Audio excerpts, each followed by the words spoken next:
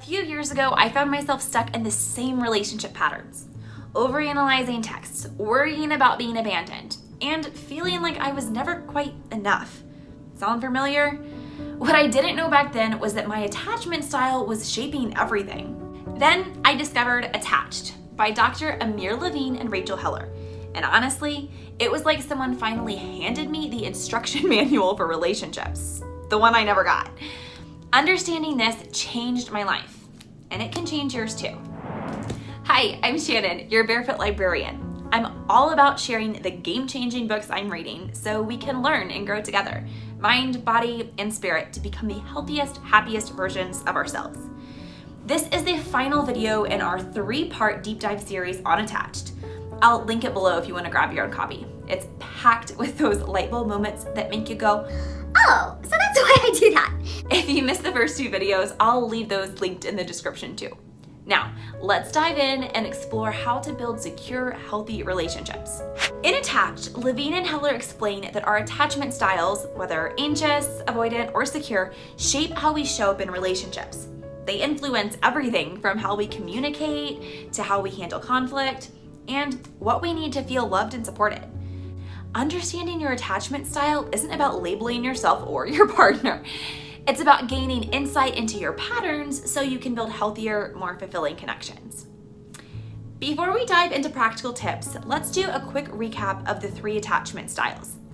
If you watched video 2, you'll remember we went deep on this, but here's the TLDR version.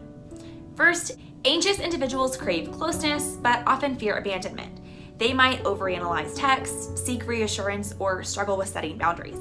Avoidant individuals value independence, but might struggle with intimacy. They might pull away when things get too close or avoid deep conversations. Secure individuals are comfortable with both intimacy and independence. They communicate clearly, handle conflict well, and create a sense of safety in their relationships.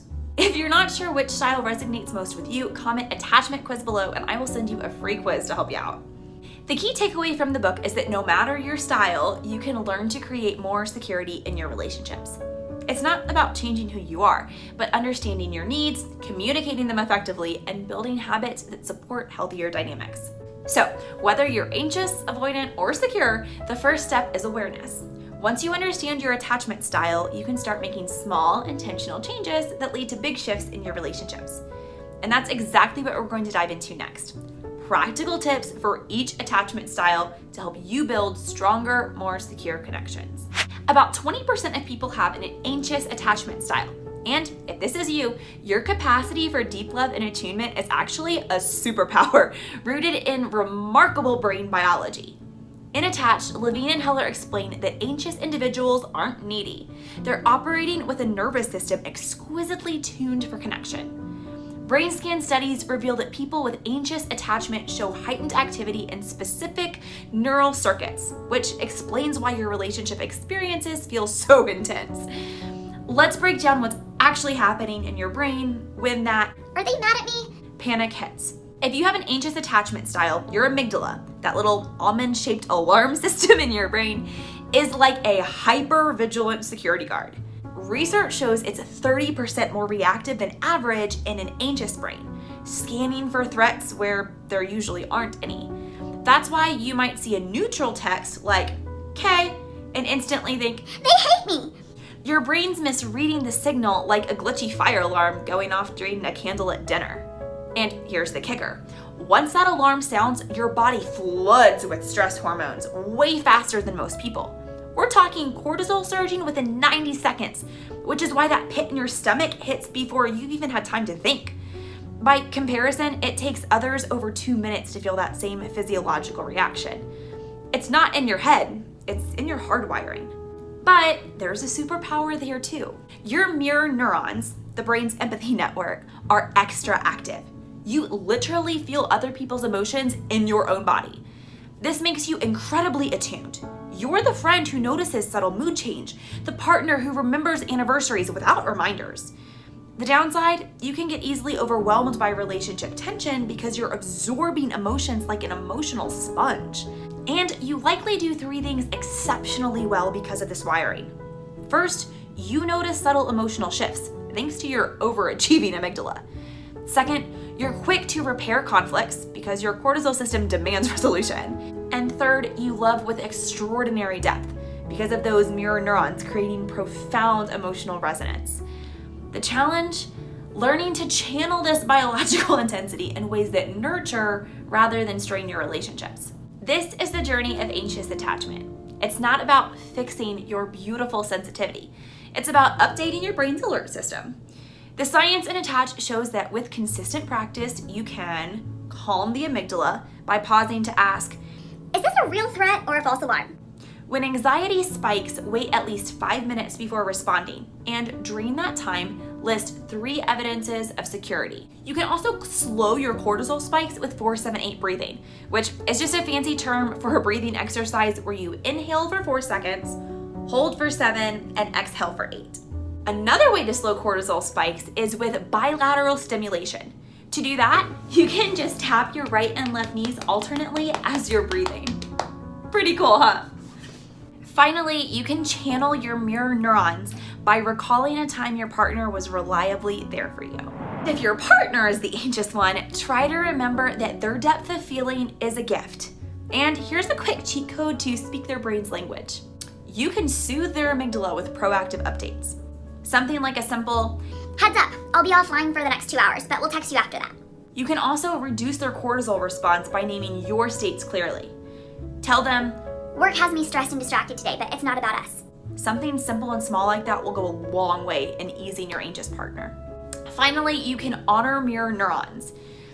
Do your very best to keep a calm tone because it will help regulate your partner's nervous system. Pretty cool, huh? Let's talk about avoidant attachment. Not as a flaw, but as a fascinating brain quirk that makes intimacy feel like losing oxygen. If you've ever dated someone who ghosted after a deep conversation or who seemed allergic to labels, this will explain everything. And if, like 25% of people, you're avoidant yourself, well, you'll finally understand why your independence isn't just preference, it's your biology. Here's what brain scans show about avoidant attachment. Your brain literally processes relationships differently. While anxious folks have overactive amygdalas with their emotional alarms, avoidants have the opposite, an underactive amygdala that stays weirdly calm when your partner gets emotional. It isn't coldness, it's a biological mute button that helps maintain your self-reliance. Your mirror neurons, the parts that usually help you read someone else's feelings, fire less intensely.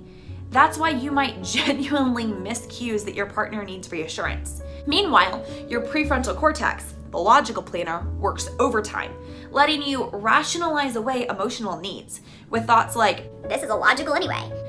You have these traits to protect you, but in relationships, they can leave partners feeling shut out. If you've ever dated an avoidant person, you'll recognize these patterns instantly. First, there's the Phantom X phenomenon, that tendency to romanticize past almost relationships that never demand real vulnerability. In their mind, it's perfect because fantasy relationships require no messy emotional labor. Then there's the one fantasy, the belief that a soulmate would intuitively meet all their needs without a single uncomfortable conversation. Real partners can't compete with this imaginary ideal. And most telling, the post-intimacy withdrawal. After a vulnerable moment, avoidants often suddenly find faults in their partner or feel an urgent need to work late. This isn't about you, it's their nervous system hitting the emergency brake when closeness overwhelms their system. I used to attract avoidance like my anxious heart was sending out homing beacons. One guy would disappear for days after meaningful conversations. Another dumped me on the way to his family's Christmas gathering. At the time, I thought if I just loved them harder, they would change. What actually worked? Finding a secure partner. Wes is proof that anxious hearts don't need to keep signing up for emotional whiplash. But here's the nuance. If you're already secure, avoidants aren't automatically hopeless cases. My friend Jewel, who is super secure, has been happily married to an avoidant man for years. The key? She doesn't take his need for space personally, and he's learned to say, I need an hour to process, instead of ghosting for days. They meet in the middle. She gardens while he recharges, then they reconnect over tea. It works because they've turned their differences into a dance rather than a battle. Avoidant attachment, your practical playbook to making it work. If you're avoidant, try emotional weightlifting. small reps of vulnerability, like naming one feeling per day. Something as simple as, "That meeting frustrated me." can let your partner know that they're still a part of your world.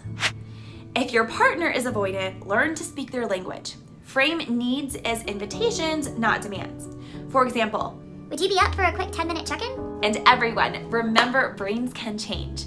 Avoidants who practice connection often become remarkably loyal partners once they trust that love won't steal their freedom. Secure attachment, the foundation of healthy relationships. About 50% of people have a secure attachment style. I love this stat because it means that healthy relationships are not some unattainable idea. In Attached, Levine and Heller explained that secure partners aren't perfect, but they consistently do 3 things differently. First, they stay calm during conflict. No silent treatments or explosions. Just a simple, let's figure this out together. Second, they're reliably responsive. They won't always get it right, but you can count on them to show up.